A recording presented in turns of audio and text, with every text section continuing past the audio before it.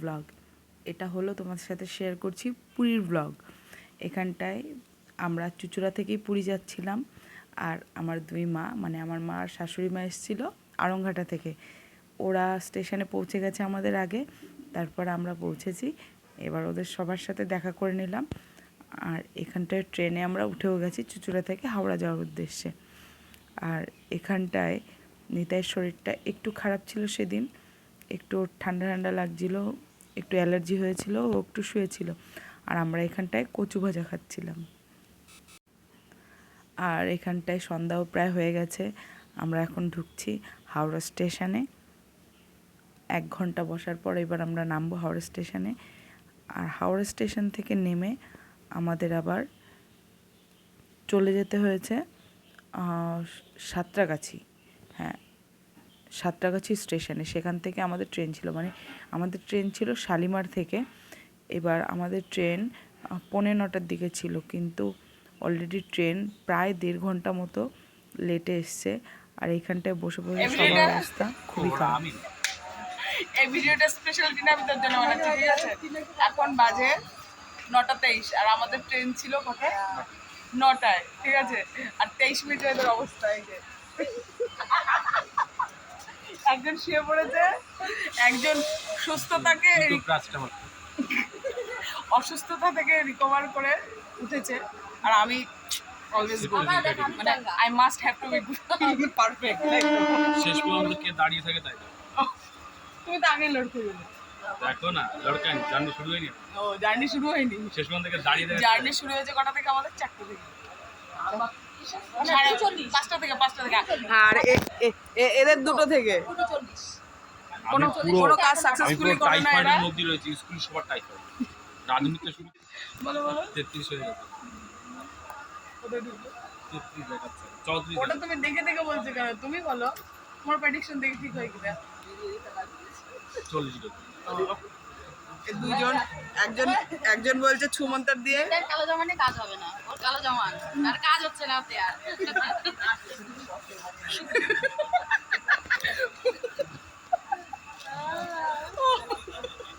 Entertain হচ্ছি আমরা তোমার দুটোকে দিয়ে। মার এখন জয় জগন্নাথ আসছে, খুব খুশি সবাই। ট্রেন ফাইনালি ঢুকছে। 1 ঘন্টা 15-20 মিনিট।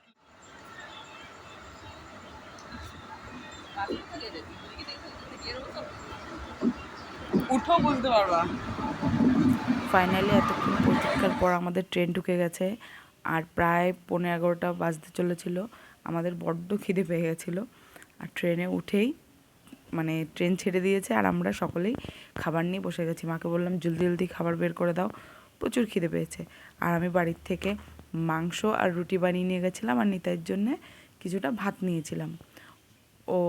ওর একটু অম্বল হয় বলে ও রাত্রেবেলা, অত রাত্রে আর খায়নি রুটি, 2টো ভাত খেয়েছে।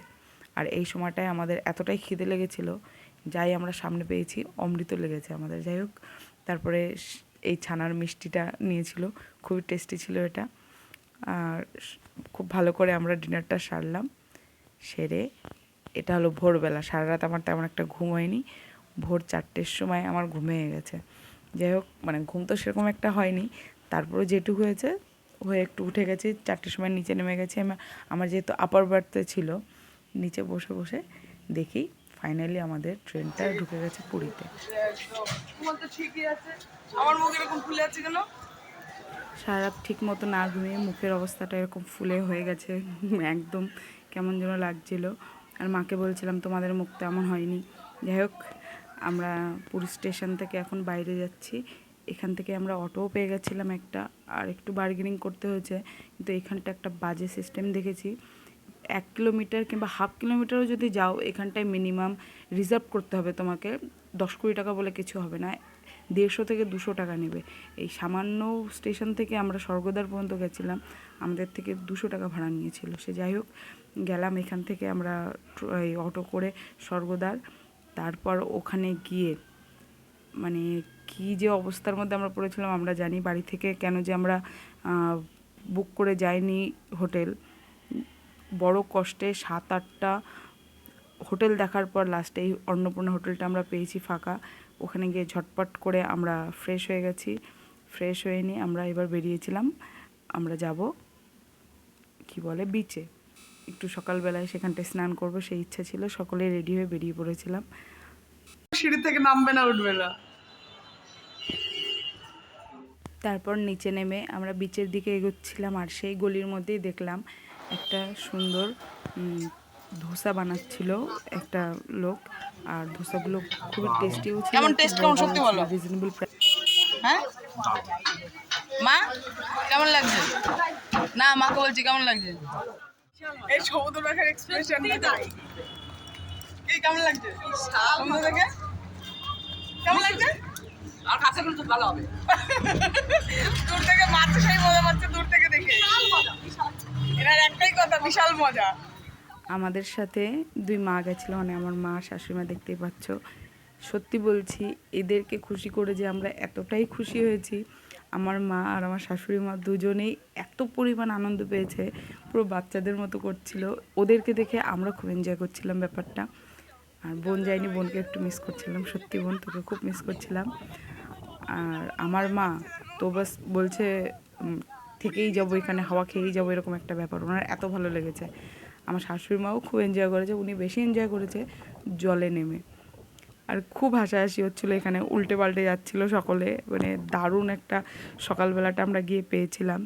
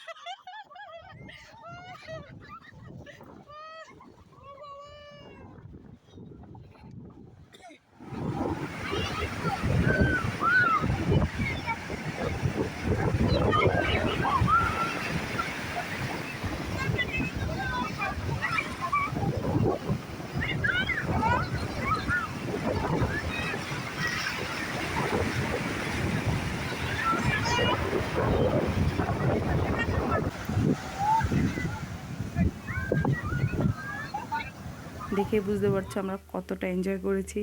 যাই হোক, তারপরে আমরা চলে এসেছিলাম ঘরে, এসে আবারও স্নান করে ফ্রেশ হয়ে গেছি। আর এখান থেকে একটু কিছু নিরামিষ খাবার খেয়েছি আমরা। আমাদের হোটেলের নিচেই ছিল নবান্ন হোটেল, সেখান থেকে আমরা খাওয়া দাওয়া করে মন্দিরে এসেছিলাম মন্দির দর্শন করার জন্যে। আর এদিন আমরা পুজো দিইনি, এর জন্যই খেয়েটে এসেছিলাম। তারপরে মন্দিরে এসে দেখি, আমরা যে টাইমটা এসেছিলাম, এসে দেখি তখন মন্দিরটা বন্ধ ছিল, আর সেই 6:30 7টার দিকে খুলবে। আমরা যাচ্ছি আবার যাচ্ছি লিফটে না, আমরা লিফটে করে নামছি, যাবো এখন আবার সাথে হাওয়া খেতে, তাই তো? সমুদ্রের হাওয়া খেয়ে আসি, হাওয়া খেয়ে আসি। আমরা মন্দির থেকে এসে সন্ধ্যার সময় আবার চলে গেছিলাম বিচে। আর দেখতে পাচ্ছ চারিদিকটা সব দোকানপাট খুলেছে। এখান থেকে হালকা ফুলকা আমরা মার্কেটিং করেছি, খাওয়া দাওয়া করেছি। তারপরে নেক্সট ডে আমাদের প্ল্যান ছিল আমরা উড়িষ্যা ঘুরতে যাব, মানে যা যা স্পটগুলো আছে দেখতে যাব। তাই আমরা ওটিডিসি যে সেন্টারটা আছে উড়িষ্যার, সেখানটায় আমরা চলে গেছিলাম বাস বুক করতে। বাসের টিকিট বুক করে আসার পর আমরা আবার সমুদ্রের ধারে চলে এসেছিলাম। আমাদের 2 মা বসেছিল এখানটায়, আর আমাদের বড্ড খিদে পেয়ে গেছিলো। এখানটায় যে কর্ন বিক্রি হচ্ছিল সেটা খুব ইন্টারেস্টিং লেগেছিলো। আমরা সকলে মিলে সেই কর্ন খেয়েছিলাম। এখানটায় যে ব্যাপারটা সেটা হলো, এরা কি করে ভুট্টাটা সেদ্ধ করে, আর সেদ্ধ করে তারপরে মাখিয়ে দেয়। এই জিনিসটা আমার খুব ভালো লেগেছে। এবার বাড়িতে করলে আমিও সেম এইভাবেই করব। মানে আমার খুব ভালো লাগছে সত্যি ব্যাপারটা। মশলা দিয়ে একদম হেলদি খাবারটা করে দিচ্ছে, লেবু দিয়ে, হালকা একটু লবণ টবণ দিয়ে। আর বাড়িতে অনেক সময় কি হয়, ভুট্টাটা অনেক বেশি কী বলে বুড়ো হয়ে গেলে, মানে শক্ত থাকলে খাওয়া যায় না। আর এইভাবে আমরা ইজিলি খেতে পারি। নেক্সট ডে একদম সকালবেলা স্নান করে, আমাদের বাসের টাইম ছিল 7টার সময় ছাড়ার কথা। আমরা 6:30টায় একদম স্নান টান করে ফ্রেশ হয়ে রেডি হয়ে অটো ধরে বেরিয়ে গিয়েছি পান্থশালায়, সেখান থেকে আমরা আমাদের বাস ধরবো। আর এখানটায় আমরা পৌঁছে গেছি, দেখতে পাচ্ছ এখানটায় সব বাসগুলো দাঁড়িয়ে আছে। আর পান্থশালা না পান্থনিবাস, যাই হোক এরকম কিছু একটা হবে, আমার এক্স্যাক্টলি নামটা মনে নেই। আর আমরা এখানটায় গাড়িতে উঠেও গেছি। আর এখানটায় যেহেতু অনেক সকালে বেরিয়েছিলাম, চা কফি কিছু খেতে পারিনি, সবার একটু একটু খিদেও লাগছিল। সবাই উঠে আমরা গাড়িতে হালকা ফুলকা বিস্কুট বাগেরা যা কিছু ড্রাই ফ্রুটস এনেছিলাম সেগুলো দিয়েই সকালবেলা টিফিনটা করছিলাম। আর আমাদের গাড়ি এখানটায় ছেড়েও দিয়েছে বাসটা। চলো আগে আগে দেখাই কোথায় কোথায় আমরা গেলাম সেদিন। जय जगन्नाथ। Good morning everybody. सफर स्टार्टिंग करने से पहले आप लोग को आरती विष्णु भगवान का श्रेष्ठ धाम नगरों का नाथ जगन्नाथ। पहले हम लोग को जगन्नाथ का नाम लेंगे। एक बार जगन्नाथ का नाम लो, मैं आपको बोल रहा हूँ, उसके बाद मैं आपको सफर के बारे में बताता हूँ। আমাদের সেদিনের প্রথম ডেস্টিনেশন ছিল চন্দ্রভাগা বিচ। এই চন্দ্রভাগা বিচে নাকি খুব বড় একটা মেলা হয়, অনেক লোকের সমাগম হয় একটা সিজনে। আমার ঠিক টাইমটা মনে নেই। আমাদের সেই গাইডটা খুব ভালো করে বলে দিয়েছিল যতক্ষণ ছিলাম বাসের মধ্যে, নানান জায়গা যেখানে যেখানে গেছি সেসব জায়গা সম্পর্কে আমাদের এই গাইডটা ভালো মতো অবগত করিয়েছে। তারপরে এই বিচটায় এসে আমরা মানে দেখছিলাম অনেক লোকই ছিল এখানটায়। আর এখান থেকে আমাকে মা এই টুপিটা কিনে দিয়েছে। আমার অনেক দিনের একটা শখ ছিল কি যখন সমুদ্রে যাব ফ্যামিলির সাথে তখন আমি একটা টুপি পরবো। আর এটা ছিল আমার উড়িষ্যায় থার্ড টাইম, কারণ এর আগে আমি দুবার গেছি ফ্যামিলিকে ছাড়াই, খেলার সূত্রে গেছিলাম। এবার ফ্যামিলির সাথে এসেছি, তার একটা আনন্দই আলাদা। যাই হোক আমরা সেকেন্ড স্পটে চলে এসেছি, প্রায় 1 ঘন্টা বাসে জার্নি করে। এটা ছিল কোণার্কের সূর্য মন্দির। তারপর এখানটায়ও একটা গাইড আমাদের, মানে যে গাইড আমাদের গাইড করছে, আরও একটা এখানকার স্পেশাল গাইড আমাদেরকে গাইড করছিল, এই জায়গাটা সম্পর্কে বলে দিচ্ছিল। তারপরে কোণার্ক থেকে বেরিয়ে পাশেই একটা হোটেল ছিল, সেটা ওরাই ঠিক করেছিল। হোটেলটা খুব সুন্দর সার্ভিস ছিল, এসি ছিল পুরোটা, সেখানে আমরা খাওয়া দাওয়া করলাম। তারপর থার্ড স্পটে গেলাম আমরা, সেটা ছিল ধৌলি বা ধৌলগিরি। এখানটায় অশোক তার হিংসা ত্যাগ করে ধর্মের পথ অবলম্বন করেছিল, এটা সেই জায়গায়। আর বলা হয় এটা সেই নদী যেখানে ও অজস্র রক্তের বন্যা বয়ে গেছিলো, মানে মেরেছিল অনেক লোককে।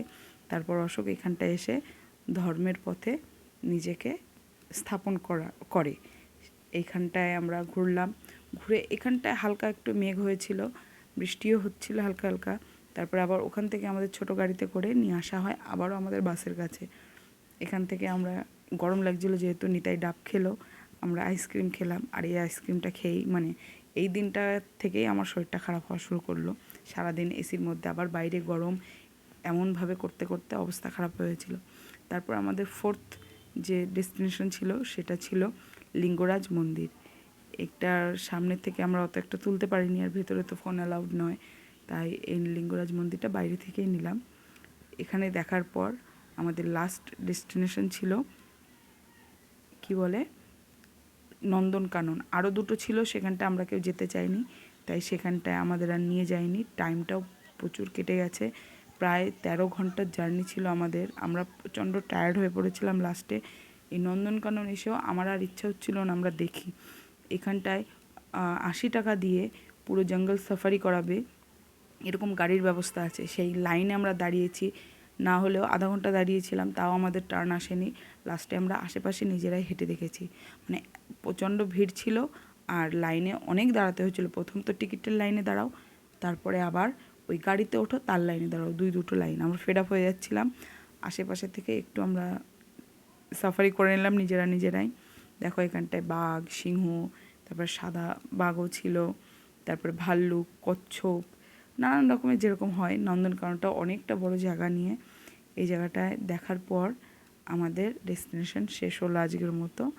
তারপর আমরা ফুললি টায়ার্ড, গাড়িতে উঠে গেছি। এখনও 2 থেকে 3 ঘন্টা লাগবে আমাদের হোটেলে পৌঁছাতে। আর এখানটায় গাড়িতে উঠে সবাই ঘুমাচ্ছে, মানে সারা দিনের জার্নি, এটা সবারই একটু অসুবিধারই হয়। আমাদের বাসটা হাই রোড দিয়ে এখন চলছে, আর হালকা হালকা গান চলছিল, আর প্রত্যেকটা পার্সন ঘুমাচ্ছে। এইভাবেই আমরা রাতের বেলা পৌঁছে গেছিলাম। তার পরের দিন লাস্ট ডে সকালবেলা আমরা একটা নিউ এক্সপিরিয়েন্সের জন্যে ভেবেছি এবার আমরা নিজেরা রান্না করে খাবো, মানে নিজেরা রান্না না, আমরা খাবার কিনবো, রান্না থার্ড করিয়ে ডে খাবো। আমাদের, তাই তো? আর চাল দিয়ে করে নিয়ে আসলাম, আলু ভাজা হবে, মাংস হবে, তরকারিটা আলাদা করে নিয়ে আসলাম, এখন রাঁধুনির কাছে দেবো। আমরা একটা নিউ এক্সপিরিয়েন্সের জন্য, তাই তো? New experience. আর আমরা সব বাজার করে নিয়ে এসেছি, আর এই দোকানটায় আমরা দিয়েছি রান্না করিয়ে খাওয়ানো, মানে ওরা করে দেবে, আমরা খাবো।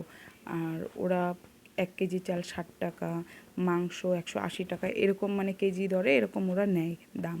তারপরে আমরা বিচের কাছে চলে গেলাম রান্না করতে দিয়ে, একবারে আমরা রান্নাটা নিয়ে যাব তার জন্যে। আর এখানটা এসে দেখছি স্যান্ড আর্ট হচ্ছে, সেদিন ছিল জন্মাষ্টমী, আর এটা দেখতে পেয়ে আমরা খুবই খুশি হয়েছিলাম। যাই হোক, এই 2 দিন ছিলাম, 2 দিনের মধ্যে দেখতে পাইনি, লাস্ট দিনটা দেখতে পেলাম।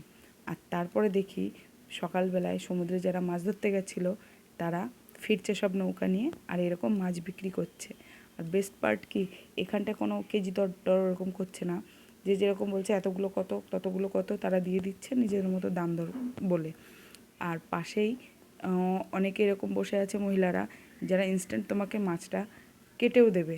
বেশ ভালো একটা সিস্টেম, তুমি এগুলো নিয়ে আবার ভাজিয়েও খেতে পারো বা নানান রকমভাবে খেতে পারো, রান্না করে খেতে পারো। বেশ ভালো সিস্টেম, দেখেছো সবাই বসে আছে পাশ দিয়ে। আর এই দিনটা থেকে শুরু হয়েছে আমার জ্বর, শরীর খারাপ, চোখ মুখ দেখেই বুঝতে পারছো। আজ আমাদের ছিল, মানে এই দিনটা আমাদের লাস্ট দিন ছিল।